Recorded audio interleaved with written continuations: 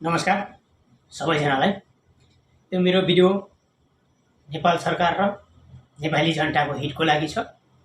यदि नेपाललाई साँच्चैकै नै गरिबी मुक्त देश बनाउने हो भने गाँजा खेती पूर्ण रूपले खुल्ला गर्नुपर्छ र गाँजा खेतीबाट कस्तो गर्नुपर्छ भने नेपाल सरकारले गाँजा खेती गर्ने मान्छेबाट कर ल्याउनुपर्छ र जनता पनि धनी हुन्छन्, देश पनि आर्थिक तन्त्र बच्छ।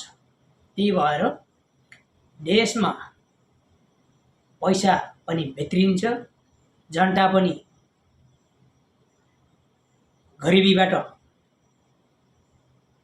मुक्त हुन्छ र सरकारलाई पनि त्यसको कर मार्फत आम्दानी हुन्छ र पर्यटक पनि बिग्रिन्छन् र पर्यटक भित्रिएपछि त्यसको बायोडाटा पनि पुरै कम्प्युटरमा सेभ गर्नुपर्छ।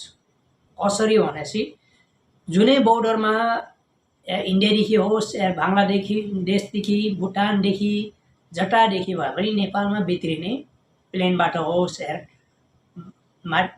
गाडीबाट होस् जुनै ठाउँबाट भए पनि पर्यटक बाहिरदेखि आउने मान्छे विदेशीको लिस्ट अलग्गै र नेपालीको लिस्ट अलग गरेर बायोडाटा बनाउनुपर्छ र त्यसपछि नेपालको अर्थतन्त्रमा सुधार पनि हुन्छ र बाँझो भएका नाना पाखा पखेराहरू पनि नेपाली जनताहरूले बाँझो खेत पनि खन्छन् अनि जनताले पनि फाइदा, सरकारलाई पनि फाइदा हुन्छ र गाँजा खेती नराम्रो होइन। गाँजाको कपडा पनि हुन्छ, यो गाँजाको कपडा हो मैले लगाइरहेको। गाँजाको पनि कपडा हुन्छ र औषधि पनि हुन्छ।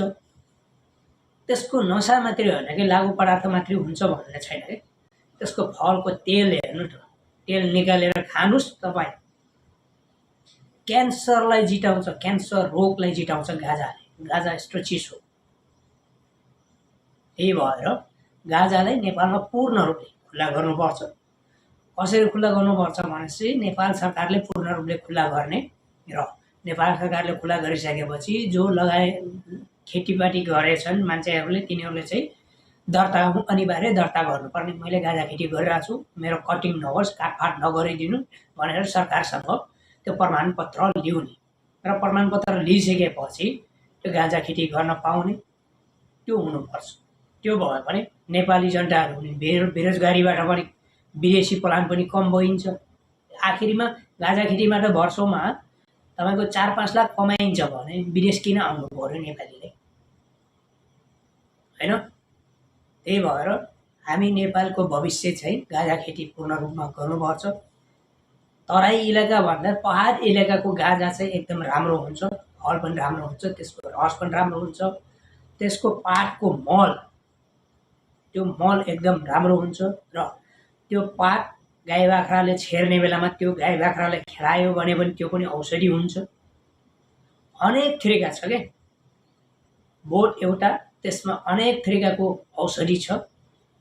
उसको धागा निकालिसकेपछि भित्रको त्यो सेतो हुन्छ, त्योलाई चाहिँ हामीले के गर्नुपर्छ भनेपछि फ्याक्ट्रीमा हालेर त्यसको फर्म अनि हल्का हुने फर्म इट्टा बन्छ त्यो र त्यसको कोइला पनि हुन्छ। कोइला चाहिँ केमा युज हुन्छ भनेपछि त्यसको कोइला कुखुरा दाना, फ्याक्ट्रीमा कुखुरा दानामा हालेर पेल्नलाई त्यसको एकदम राम्रो हुन्छ। त्यो भाङ्गोको कोइला, भाङ्गोको ढाक्लाको कोइला चाहिँ कुखुराको दानामा हालेर त्यो पेल्ने, मिसिनमा पेलेर कोइला त्यो भनेपछि त्यो कुखुरालाई एकदम निरोगी हुने एक नम्बर औषधि हुन्छ र थोडातिरो त्यसमा भाङ्गोको फल पनि हालेर पेल्यो भने अझै कैयौँ हुन्छ। त्यही भएर यो मेरो चाहिँ अति आवश्यकता परेको हुनाले यो भिडियो बनाएको छु मैले। सबैजनाले कमेन्ट र सेयर गरेर साथ सपोर्ट गरिदिनु हुन अनुरोध गर्दछु। सबैजनालाई जय गाँजा खेती नेपालमा खुल्नुपर्छ भनेर जय नेपाल सबैलाई।